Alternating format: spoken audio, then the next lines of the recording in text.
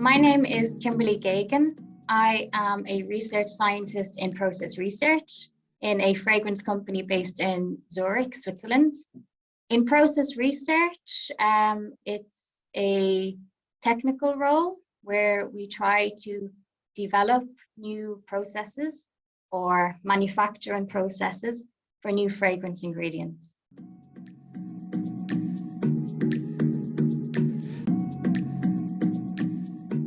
So my career path with chemistry started in UCD. I didn't sit the chemistry exam for the Leaving Cert. So I started a general science degree in UCD. And then in second year, I chose organic chemistry as one of my core modules. And then in the third year, I specialized in organic chemistry or chemistry and pharmacology. And then I chose chemistry as my core module for the fourth year. And there I got to really work in a research group, which was great. The summer of, I think, 2008 as well, I got to do a research project in Dr. Paul Evans's lab. And again, to be really involved in a research group was a great experience, which really made the decision for me to pick chemistry in my fourth year. I made a decision after my bachelor's degree to stay in UCD and to pursue a postgraduate degree with Dr. Paul Evans. I had such a good experience with the research group the summer before. There we worked on total synthesis in the Dr. Evans group. Total synthesis is very challenging and very rewarding, and you learn lots about chemistry in general. So I finished my PhD in 2013.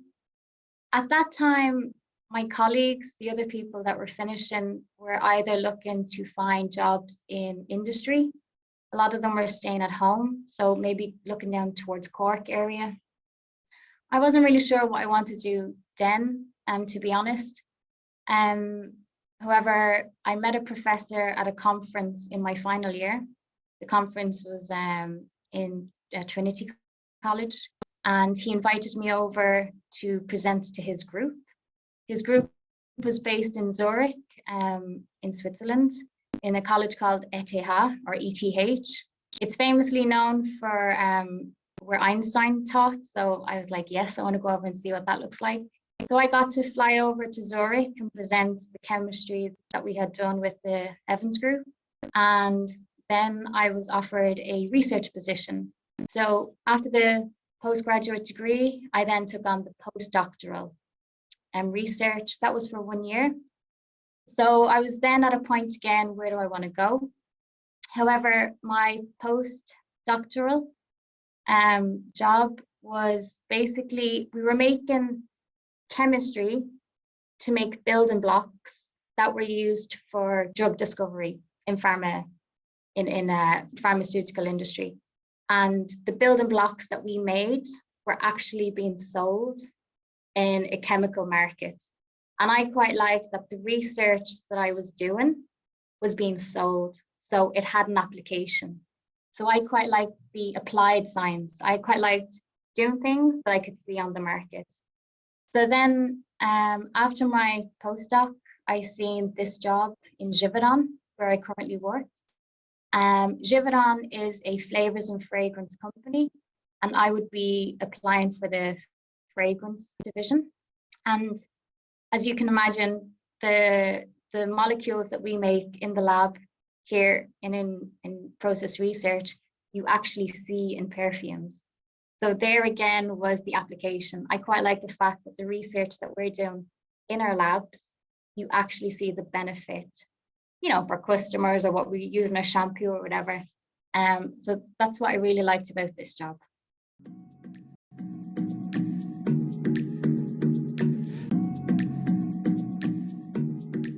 So a typical day for me in process research is I come in and I meet my team. So I have a small team of 2 technicians who work in the lab with me. They support me practically, where I sit basically at the desk and I analyze and try to make conclusions of what they've done so we can plan forward, basically. So I meet with them, we plan the work program. The molecules that we have made, the fragrance molecules that we've made, we would get them assessed or smelled by the perfumer, because everything that we make, it doesn't have to pass, NMR or analytical standards. It has to pass the nose of the perfumer, because at the end of the day, you're going to smell the product. That's quite an exciting part of our day. We also sit with the other scientists to kind of plan what the best way to make a molecule is. A big part of what we do at Process Research is to make cost efficient and very good chemical processes, because at the end of the day, we also have to think about the amount of waste that we generate. Are we kind to the environment? Is the chemistry that we're doing safe? So it's not just in the lab mixing things, it's a real thought process behind what we do.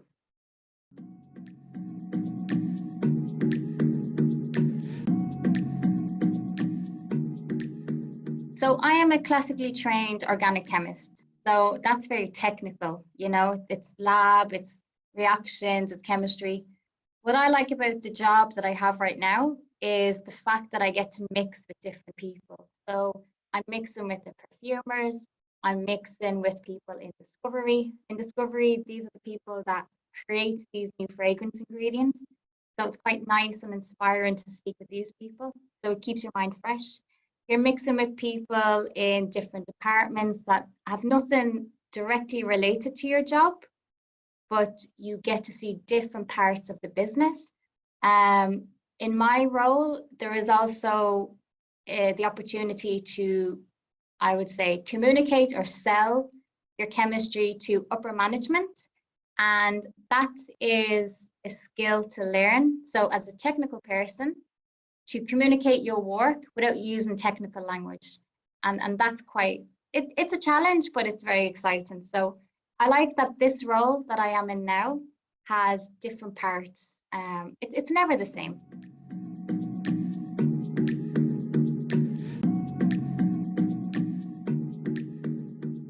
The skills I would say that I mostly use in my current role, the top one is definitely communication. I need to be able to communicate with my team in the lab, and we need to discuss the way forward for a project. I need to communicate the results from my team to my boss, who's very busy. So I need to be able to condense what we did, why we did it, and where we see going forward. And I need to communicate our lab results then to higher management. So I need to be able to say why it's good for the business and where we're going, and all the positive things. So communication is definitely a big attribute. Being flexible.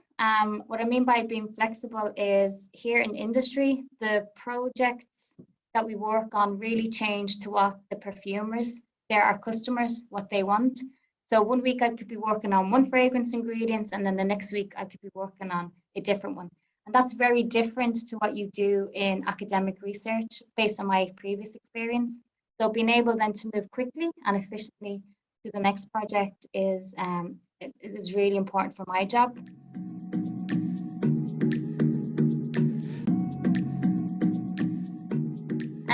I came from a disadvantaged part of Dublin, so there were barriers for me to get into college. However, there were also opportunities that I could use to get to college. One of those opportunities was an outreach program, and this meant that I had extra classes in secondary school to prepare me for my exams to get to college. And once I got to UCD, there was also small little things that made a difference. So like I got a book voucher, for example, and also I got a grant to pay for my fees throughout my years at college. And all this made the difference. I still had to work while I was studying. So during the week I had classes and practicals, but at the weekend I also had to work. It was a lot of hard work, but it definitely paid off. Another challenge that I faced was my self-belief. I actually didn't think I was good enough, even though academically I was doing very well. But I couldn't let that hold me back, so I really had to push out of my comfort zone. In doing that, I proved that I could do those things that I thought I actually couldn't do. And with every new experience, I was developing all the time. So don't let any of this hold you back. These are totally natural things to feel.